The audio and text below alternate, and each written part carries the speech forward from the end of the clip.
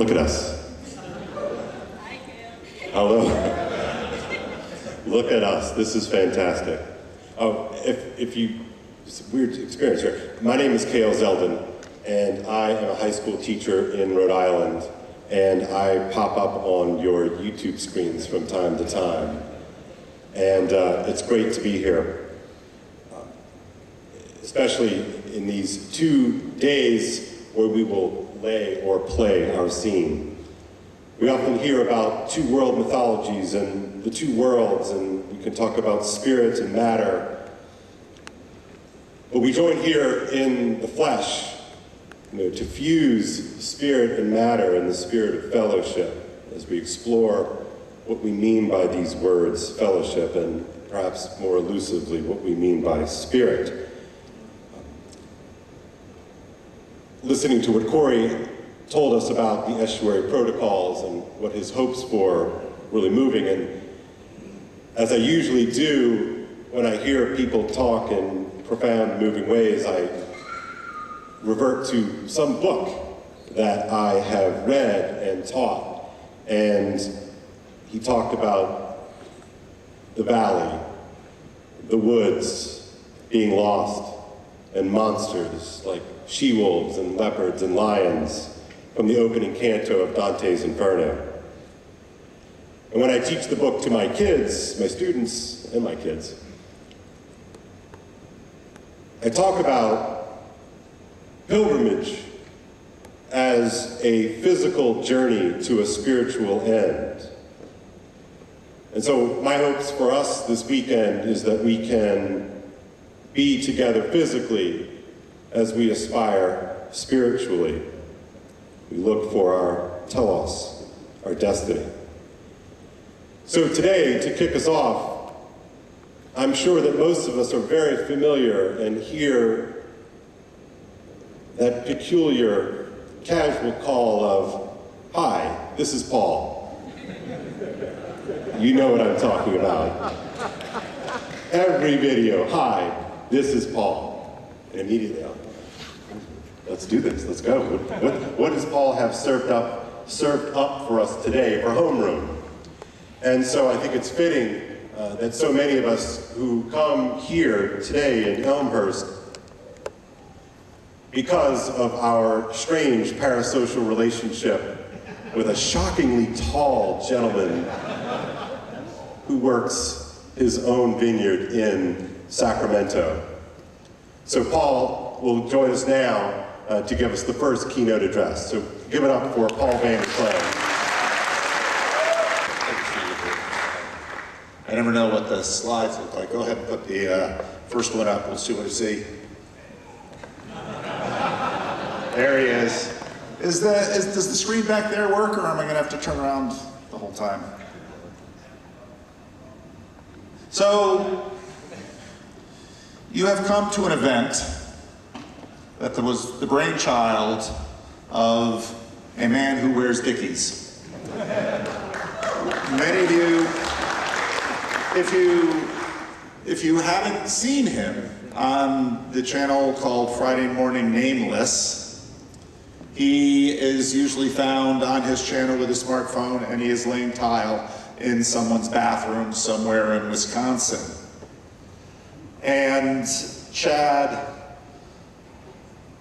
how many conferences have you ever gone to that have been born from a tiler in Wisconsin? But Chad calls me or texts me, I don't know. I get my Chad stories wrong and he corrects me. And he says, I want to do a conference. I said, oh, Chicago guys. The Chicago guys who don't like the word estuary and don't use the protocol, call them and work with them, because they've got a lot of ideas and a lot of good people. And so this thing started to catch. And the only thing that comes to my mind when I think about what has instantiated itself here in this room is spirit. Go ahead to the next slide. You can find, there they are over there.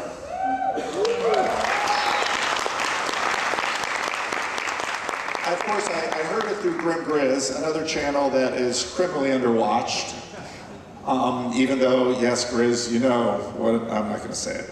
But these guys, when they finally came to Sacramento, and I was away on vacation, and they waited till I got there, Jonathan told me, we very intentionally named the website that we're doing this. This is the first estuary road trip. Because these two friends who met on the Discord, they bought a van and they fixed it up. Is the van available for touring?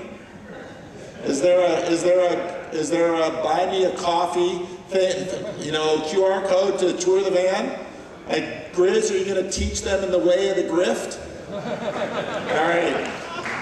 But you should go see the van. Because when I saw the van, because I asked for a tour, it was beautiful. Because what this represented was friendship and a vision. And Joe's a little shyer than Jonathan. Jonathan's a little, but see the van, ask them the question, how did this start? Why are they doing it? Next slide. Some of you don't know, but some of you do know. The great TLC debate is the TLC a thing? And Jonathan Peugeot, maybe we'll get him to weigh on it. Actually, I got a different word from John last night because one of my names for Jonathan, he is the king of seeing the formal cause. And then I talked to John last night and he said, well, there's this fifth cause, the paradigmatic cause, so maybe Peugeot is the king of the paradigmatic cause. That might be it. But I wonder, is the TLC a thing? And that's always a hard question because it's kind of a vague thing. But what we're doing today is a thing. It's an important thing. And this is a picture, look at Jonathan. He's so young, he doesn't have any gray in his hair. This is from our second conversation, where he's living in the house that got flooded. But I remember that conversation because he started to talk about like the angel of the conversation. Because one of the things as you work your estuary protocol, you'll notice that there's a spirit of the conversation. We're very comfortable with that language, but then Jonathan sort of switched it up and put angel in there. And actually that second conversation I had with Jonathan really blew my mind because he opened up all these different vistas of seeing. And I think in many ways that's what Jonathan does. Next slide. This word spirit is around us all the time, and because of course now that we're getting probably beginning the end of the post-war consensus, there's a lot of World War II stuff going, and Jonathan's talking about that. And my indulgent summer reading is once again Ian Toll's 3 massive volumes on the Pacific War. And so then I catch these things in the book, which of course are completely unrelated. For 3 years of war, the Japanese acclaimed their unique Yamato spirit and willed themselves to believe that it must deliver ultimate victory. They believed themselves to be a race like no other, a family of 100 million. The figure was 30 million too high, racially pure and homogeneous, descended from the gods, and united under the benevolent guidance of the Father Emperor. I read some other things in a few of my previous videos last week. The ideology was reinforced and disseminated by official slogans, 100 million advancing like a ball of flame. Think as one, act as one. Extravagance is the enemy. Fired with an overriding spirit, the Japanese at home and on the front lines would endure privations and hardships that the enemy could never withstand. They would work harder, eat less, and face death with samurai-like indifference. And they lost the war. But that word spirit, we all know what it means. It's just assumed. We think we know what it is. Now, next slide.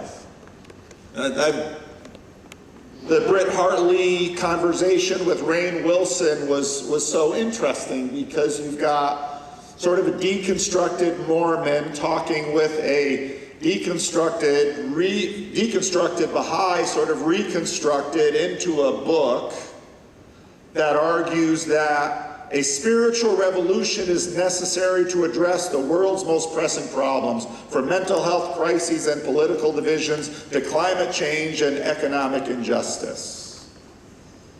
Neither of them Orthodox or Catholic or Protestant, technically. Of course, the LDS, I won't go down that rabbit hole, but I know there are LDS in the TLC, you know that. Next slide. Are you the ones flipping slides, Chad? No? Oh, there, okay. Oh, it's up there now, good, thank you. And we are downstream from a mass exorcism. Because when I was trying to figure out in 2017, 2016, 2017, 2018, what is happening? Because I saw something happening, and of course, last night at I call it the Orthodox drinking game. I'm sorry, John. That's my name for it. It was great. I loved it. I want to do more of them.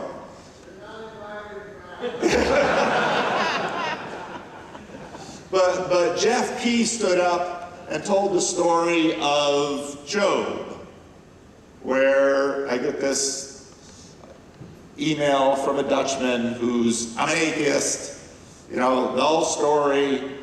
But I found Jordan Peterson, and then I saw there's this minister talking about Jordan Peterson. So I clicked away, and YouTube kept giving it to me. He had this weird beard right on the bottom of his face. And then I sent him an email, and we talked. And after about 50 conversations, I began to realize that we had a lot of young men, I think a lot of young women too, but a lot of young men especially, who were depressed. And they were depressed by nihilism. And in a weird way, listening to Jordan's videos and biblical series and classroom lectures lifted the depression. And how can we think about what Jordan is doing in the culture? And I thought about the unauthorized exorcist that you find in the Gospels, who when Jesus and the disciples are going around and they're doing exorcisms, and there's this other guy over there using the name of Jesus doing exorcisms, and the disciples are like, hey, our intellectual property is at stake here, we've got to guard it. And so they say to Jesus, it's always funny when the disciples want to go and kill people. You know, Jesus, he's using our thing and it's happening, and Jesus says, leave him alone. If he's not against us, he's for us. And sort of what happens through YouTube is this mass exorcism that happens in our culture, and a whole bunch of people that were sort of bound by something are freed up. And, well, my question when I saw that was, you can free people, but free people can find bondage in themselves and in other places in all sorts of different ways. At our first conference, next slide. At our first conference in Thunder Bay, we talked a lot about consciousness. The title was Consciousness and Conscience, and we didn't talk a lot about conscience. We talked about consciousness, and John gave a wonderful, I remember, because John spoke first, and John gave that talk, and I was like, oh man, now they gotta listen to me. Is really gripped by imposter syndrome. And I loved his talk. Consciousness as awakeness and awareness and access and authority/authorship and aspectuality. It was Job that gave me the funny Vervaeke words meme. I don't know, John, how thinks about that, but we talked a lot about consciousness, and this idea of consciousness is sort of all over the place. Next slide. I read my comments very faithfully. I don't always comment on all the comments, but I read them. And I pay attention to the names, and is Pharaoh Philosopher here? No, Pharaoh Philosopher is a very regular commenter, and I get a sense of the personalities through the comments. He's an excellent commenter. He's very skeptical about a lot of what we're doing, but he always comments productively. People who have given a matter responsible study take up the beliefs of one or two reasons. They are aware of sufficient evidence. The belief relieves their dissonance. I have neither reason to believe that hyper-objects have consciousness. Now, many of you will hear that and say, what? Hyper-objects? You haven't been paying attention, have you? John introduced us to hyper-objects, and it's a really interesting book that I've only read a little part of, but I bought it anyway. That's why I'm a little concerned about the book selling, because for some of us that's sort of an addiction. And the bookseller that came here, he's kind of a pusher. It's like, oh look, oh man.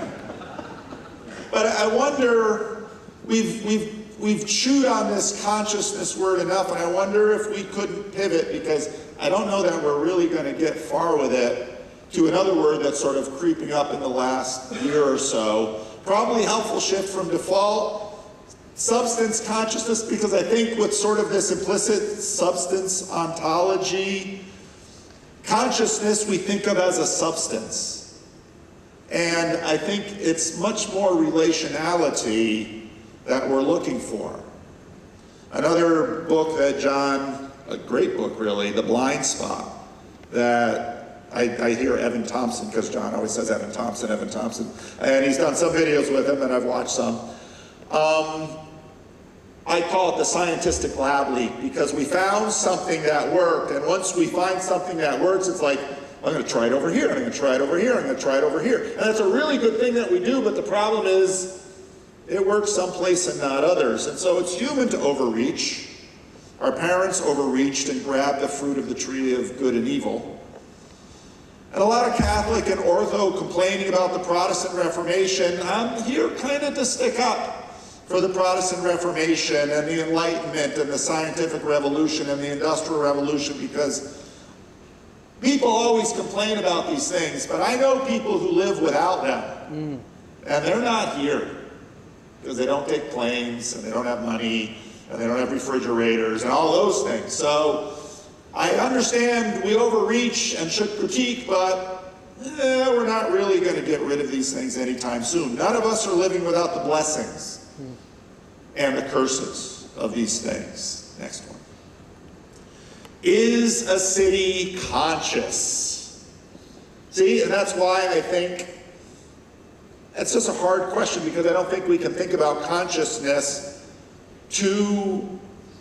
we can't think about it other than how we experience it. And I know that my dog has consciousness, and maybe even flies, and I'll leave that stuff to John Vervaeke.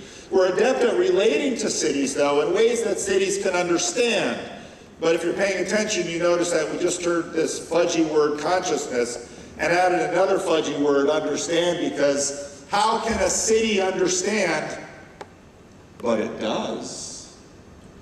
And it responds, and it reacts. And so there's a relationality between us and our city. And the closer you are to many things above us,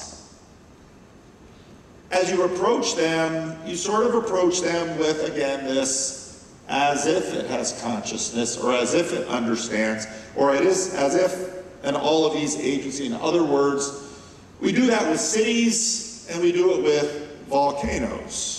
Next slide. One of my favorite talks I had with John Vervaeke, where I played around with the format a little bit, why we relate to a personal God. That talk is like 5-6 years ago already. There's a realness in our relationality that I think is greater than my thoughts about the status of consciousness or how to symbolize that thing. In other words, there's a realness in what we're doing here. And that realness is partly because it's so many levels. When you go to your estuary group, you will be in a room, you will look at each other, you'll feel the chair, you might get thirsty, you'll listen, you'll smell. I mean, there's more layers. And again, another thing that from John, this realness thing is not a binary, it's comparative. And of course, I can't do all the words like John can, so that's why he's here. But to me, it's sort of back to Pascal, which is the spirit of geometry and the spirit of finesse. And part of the difficulty with what we do here is that We're really engaging in a multi-year conversation, and many of you have sort of popped in here and there. No one's able to watch even all my videos, never mind all of our videos, or all of the videos that all of the other people in this room make. So I do have to repeat. And Pascal has this idea of these two, and so it's good to sort of pause spirits. The spirit of geometry is the analytical, logical, and methodical mind. It's the type of reasoning used in mathematics and sciences. Its principles are clear, precise, and few in number. And of course, if you've known anything about Ian McGilchrist, it's like, spirit of geometry, that's the emissary. And then there's the spirit of finesse, an intuitive, perceptive, and holistic way of thinking. Its principles are numerous, subtle, and often felt rather than explicitly stated. This type of reasoning is used in social situations, art, and understanding human nature. It involves seeing the whole picture at a glance and grasping complex relationships without a formal step-by-step process. And you see that, and you read McGilchrist, and it's like, wow, look at how these things are lining up. Next slide. Now the world is, I think, increasingly, the West is getting increasingly unweird. Western, educated, industrial, rich, democratic. If you read Rod's book, is Rod here? I haven't seen him yet today. All right. UFOs, psychonauts, AI beings, unattached burdens, critters, diamonds, angels, demons. We had a culture that was sort of a suppression and a discipline that sort of leaned us into the spirit of geometry, especially in public spaces. And again, I'm the Protestant. That's not a bad thing, because as a pastor, people have lots of ideas, and they're weird. And that's okay, but when it comes to public realms, it's sort of, you gotta limit it. You gotta test it. You gotta work it through. You know, well, that slide's coming up, Rod. I see you there. You're on the slide. And I actually don't like the enchanted, disenchanted thing very much, because when I look at scientists and engineers and mediums and spiritualists, they're all excited by the same thing in some ways. When the scientist or the engineer sort of cracks the code in something, we might see that as disenchanting, but the experience that the scientist had is, wow, look at how that works. I think that's actually the same both ways. It's this spirit of discovery that excites and motivates and dives us in deeper. So that way, the spirit of finesse isn't the only enchanted spirit, so is the spirit of geometry. We love to discover the patterns that govern. It's just that different patterns govern different things. And there's lots of patterns. That's why Jonathan Peugeot is not going to be out of work anytime soon. So, you got this correct slide. And so to what degree does the re-enlarging of the curtailed domain of spirit helpful? That's a real question for me. Because on one hand, this shift back towards thinking, wow, there's spirits governing lots of things. Is that the most helpful language? And that's really an open question for me, because, again, it is human to overreach.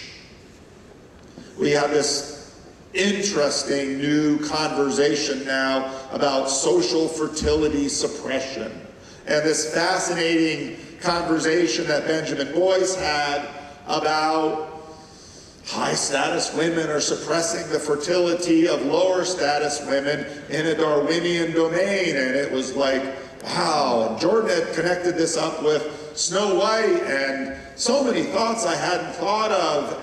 But the thing just kept coming up in my mind. Is this conscious? Because I know a lot of high-status women, and that doesn't seem to be what they're concerned about. And so Benjamin asked her, early in the video, she said, and then later in the video, she basically says, well, I don't know if consciousness is a thing or not. And it's like, wait a minute. And some people thought, I've gotten pushback, some people thought I was a little hard on her because, you know, she was kind of a hero at that moment. And then my good buddy Rod, who really keeps me honest, says, now do that for religion. Oh yeah, fair. Social contagions. And then this image of exorcism. And I thought, do 12-step programs do exorcisms? It's kind of right there in the steps, isn't it? They need to be, something has been governing them, something has been capturing them. And do therapists do exorcisms? Yeah, they really do. Because someone is bound, and through that process, they are freed. Does propaganda, is that a spiritual thing? That seems easy. And I thought about all of this stuff going on in Japan, the emperor, God, all of that, the end of the Second World War, the atomic bombs, those were massive exorcisms of a spirit that had dominated Japan. But spirits don't just go away. I think that's one of the myths of the modern imagery. Spirits are always replaced. And I loved my favorite Peugeot series with Richard Rowland, who I haven't yet met in the flesh. So really looking forward to meeting him in the flesh sometime, are his Universal History. And they get into this stuff about American spirits. I thought, oh yeah, now you're really cooking. And then we're at the ball game on Wednesday night, and Kale says to me, you know, kids in school aren't excited about sports anymore. And I thought, wow. We're at the Cubs game, and there's this powerful spirit moving through the stadium. I haven't followed baseball really much since I was 12 or 13. But boy, I'll tell you, when the bases were loaded and there were 3 balls on that guy, and the spirit takes us all, and we think nothing of it. All of us, I'm not paying any attention to the Cubs and the Brewers, but I'm carried along. And Jonathan asked in that video, will all of these spirits make it into the next world?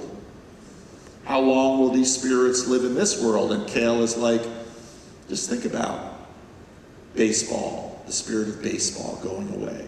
It's lesser than it was 50 years ago. We live in a battleground of increasingly public spirits. The thing that I caught from the Dalfit conversation with, what's her last name? Didn't put it in there. Her book is out there. Yeah. She, the idea is that, well, if we can find the ship that's, Grizz, is there a ship at Roswell? Okay, they moved it a long time ago. But we lay our hands on that ship. And it's like, that's not how any of this works. Grizz, did they really go to the moon? All right, you have to ask Grizz. That's not how any of this works. That won't solve anything. And that's our imagination, because it's not how we work. And it won't change everything. And part of the reason that I've invested enough of my life in doing what we've done here now, and why John Dundonk is a genius, because he's, this estuary protocol, he hates the name, but that's too bad, because I have the channel. Is that when we do a conference like this, I know it's always this thing, I know many of you wouldn't be here unless, John and Jonathan and Elizabeth and Kale, unless we have things on stage, you won't come. But my hope is that I don't think anything that I say, I'm a preacher, I know this. People never remember what I think of my sermons. They remember how the sermons made them feel, and they'll remember the illustrations. And so we might bring some good talks, and you might come away with a few insightful ideas, but the better chance of something happening is when you go to these little estuary groups and you sit down and you make a friend. You know, Elizabeth, I'm really glad that Chad had the idea to bring Elizabeth here, because part of what we started in Thunder Bay was kind of this tradition of bringing in someone who isn't sort of been neck deep in this thing. Because when she comes in, she's like, what's going on here? What is this about? And part of the reason we need to bring her in here and to have her ask that question is we don't quite know what this is about either. I mean, we're kind of laying our hands on the spaceship that used to be in Roswell, and we're not quite sure what we're touching. But we are touching something real. And many of you can attest that you're touching something powerful. And so when you go into that little groups, you can sit here and listen to me talk, and we'll listen to the other people talk. But I look out here, and I see a truck driver, and I see Michigan Man, and I see a cardiologist, like there he is, and I see this guy who comes from Cyprus. He's like gonna be like every single one of them, and he's right over there. So I want to know, how many of you, when I say coming out of the lurk, just raise your hand, how many of you know what I'm talking about? Okay, put your hands down. For how many of you coming to this conference today is coming out of the lurk? Stand up.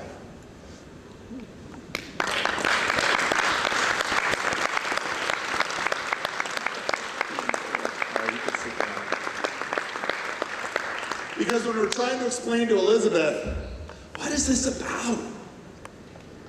So much of this is about coming out of the lurk. And again, the problem, which I really despise, is that too many of you stood up, then I can reasonably, with my Dunbar number, really connect with. And because of this really weird, illusory, in some ways lying dynamics that come through the screens, that's a sad thing. But in your little estuary group, there are people who, you know, have there's real good reason to never show up in a live stream. I get that. But there's good reason to come here and go to a little estuary group and say your name and share your story and make a friend. Because the truth is that our YouTube channels will come and go. It's the age of decay, go. But these relationships, these friendships, they can really have power over long periods of time. Now, we recognize a lot of cross domains. You use a pool cue to move billiard balls, but the game isn't confined to the table. We had chemicals to the body, medicine. But we recognize that what happens within the skin is not all that's going on. The stoner in the basement might find bliss in drugs, but his parents, who have always said, I just want him to be happy, if you say, he's really happy with his drugs in the basement, the parents know he was made for something more than that. And we have lots of different languages. It was so funny, this thing shows up on Twitter, and of course the dude has a UC Davis sweatshirt on, and he's saying to the street evangelist, not this religion stuff, no, the main thing is that you try to improve society. Oh, like expensive buildings with special clothing and instruments are a waste of time, but you don't say that about the expensive buildings with vestments, white coats, and instruments. That's the hospital. To kneel, to process, to wave placards somehow changes things. Tell me, what things does it change? Tell me that mechanism. Show me this society you speak of. I can feel it. I have a sense of it, sort of dead reckoning. Tell me what improve means. Jesus, when you read the Gospels, one of his primary identities was that of an exorcist. We have many different names for the kinds of spirit Jesus cast out. C.S. Lewis in Miracles notes the strange dynamics of miracles and time. Now, so many of Jesus' miracles, water to wine, C.S. Lewis says, every day water gets turned to wine. It just falls from the sky and lands on the vineyard, and it grows the grapes, and the grapes get pressed, and time, and blah, blah, blah, blah, blah. And one of the things that Jesus does with his miracles are things are sped up. A therapist may do an exorcism on someone who is bound by something. A doctor may exorcise something that is binding a person. But the strangest exorcism Jesus did was never seen as an exorcism.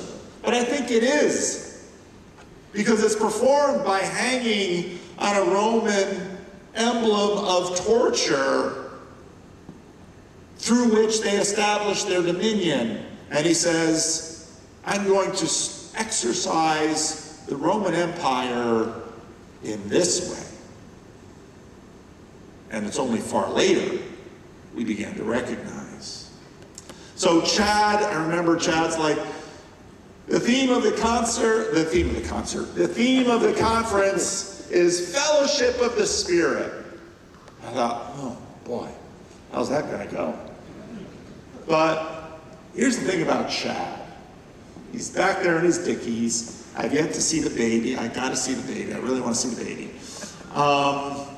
And he'll, every few months he'll have his own little meltdown on his channel. What are we doing? You people are, on and on and on. And then he'll come back and, what was I doing? But Chad's a genius.